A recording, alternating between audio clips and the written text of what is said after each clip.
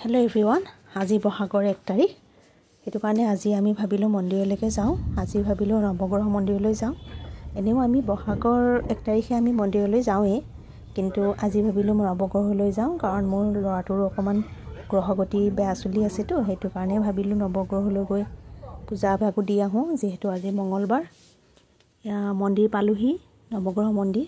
অসংখ্য ভিৰ, বহুত মানুহ হৈছে আজি, কাৰণ বহাগৰ 1 তাৰিখ যে, সেইটো কাৰণে বহুতেই মানুহ।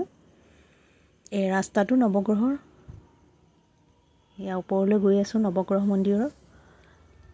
আৰু ইয়াৰ চাকি বন্তি বাহিৰতে জ্বলাইছোঁ, কাৰণ ভিতৰত চাকি বন্তি জ্বলোৱাৰ নিয়ম নাই। পূজাৰীৰ সৈতে পূজাহে কৰিব পাৰি, মানে চাকি বন্তিখিনি সকলোৱে বাহিৰতে দি আছে, বাহিৰতে দিব পাৰি। এইবিলাক এয়া 3 পাক ঘূৰিব লাগে মন্দিৰটো চাৰিওফালে। চাকি বন্তি দি উঠাৰ পিছত এয়া ঘূৰিম আৰু এতিয়া এয়া মন্দিৰৰ ওপৰৰ ভাগ।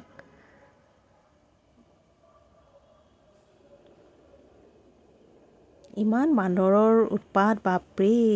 মানুহবোৰ চব লুকাই লুকাই বান্দৰৰ পৰা ভয়ে ভয়ে গৈছে, কাৰণ হাতত কিবা খোৱা বস্তু টোপোলা দেখিলে, কিবা দেখিলে সিহঁতি টানি লৈ যায়। মোৰ ল'ৰাটোকো ভয় কৰিছে, মা মোবাইলটো টানি নিব। মই কৈছোঁ মোবাইল টানি নিনিয়ে, সিহঁতে খোৱা বস্তুহে নিয়ে, যিবিলাক প্ৰসাদ চৰসাদ লৈ যায়, বুটৰ টোপোলা, সেইবিলাক সিহঁতি টানি লৈ যায়।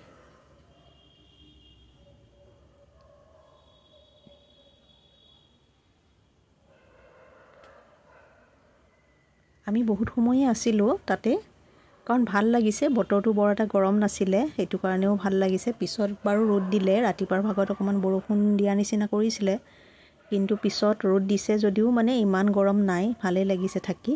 সেইটো কাৰণে আমি অকণমান বহিলোঁ, আৰু ধুনীয়া বতাহ এটাও দি আছে পিছ চাইডে। এইটো মন্দিৰৰ সন্মুখভাগ। এয়া বান্দৰৰ উৎপাত। এইটো পোৱালিটো মানুহবিলাকে খাবলৈ দিছে, তাকে খাইছে। নৱগ্ৰহ বুলি ক'লেতো জানেই সকলোৱে যে বান্দৰৰ উৎপাত। এয়া আমাৰ ডাঙৰীয়াসকল ঘূৰি আছে, বান্দৰ ডাঙৰীয়াসকল। ইয়াৰে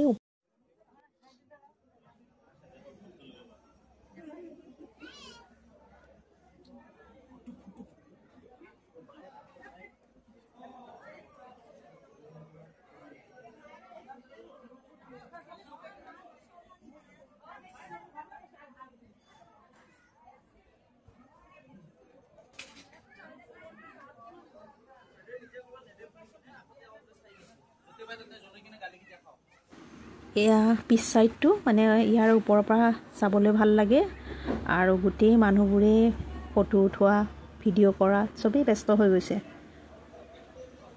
কাৰণ নেচাৰেল চিনাৰীটো ইমানেই ধুনীয়া নহয়, ফটো নুঠোৱাকৈ বা ভিডিঅ' নকৰাকৈ থাকিব নোৱাৰি। এয়া ওপৰৰ পৰা চাবলৈ ভাল লাগে, তলৰ এইবোৰ গাড়ীবোৰ, আৰু প্ৰাকৃতিক সৌন্দৰ্যটো ধুনীয়া ওপৰৰ পৰা।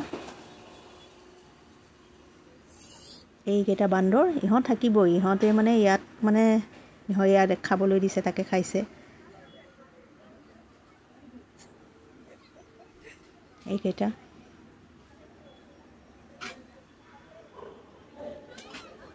হাঁহিও উঠে দেখিলে, ইহঁতৰ কাণ্ড কাৰখানাবোৰ।